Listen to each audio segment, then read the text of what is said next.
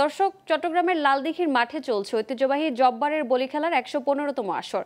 সেখান থেকে যুক্ত হচ্ছেন সহকর্মী মোহাম্মদ আলী রাশেদ। তার কাছ থেকে জানবো সেখানকার সর্বশেষ খবর। বলি খেলাকে ঘিরে চট্টগ্রামে ৩ দিন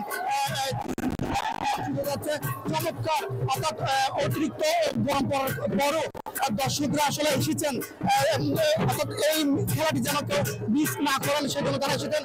প্রচুর পরিমাণ লোক সমাগম রয়েছে। আমরা দেখেছি গত বছর যে বিজয় ছিলেন তিনিও এসেছেন, অন্যান্যরা এসেছেন এবং দেখছেন।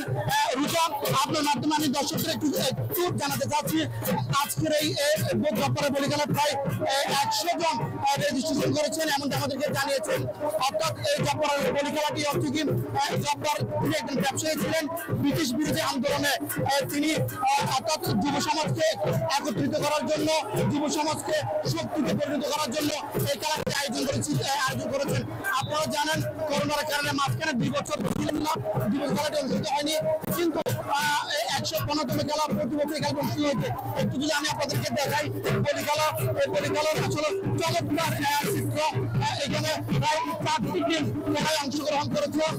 রোজা, আপনি জানেন এই খেলাটি অত্যন্ত জনপ্রিয় খেলা, চমৎকার খেলা। শুধু বাংলাদেশের মানুষ নয়, প্রচুর পরিমাণ দর্শক রয়েছে দেশের বাইরে থেকে কিন্তু এই জায়গায় এসেছেন।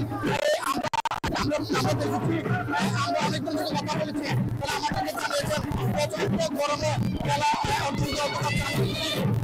একটু আপনাদের যদি দেখায় তাহলে আপনারা দেখছেন যথেষ্ট পরিমাণ দর্শক রয়েছে এবং এই খেলায় বিভিন্ন জায়গা থেকে রোজা দর্শকরা এসেছে। আসলে যেমনটি বলছিলাম আমি আপনাদের, ১১৫তম আসরের এই খেলা অনুষ্ঠিত হতে যাচ্ছে।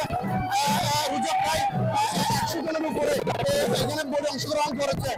এই খেলা শুরু হয়েছে বিকেল ৪টা ৩০ শেষ হওয়ার কথা রয়েছে প্রায় ৬টা ২০।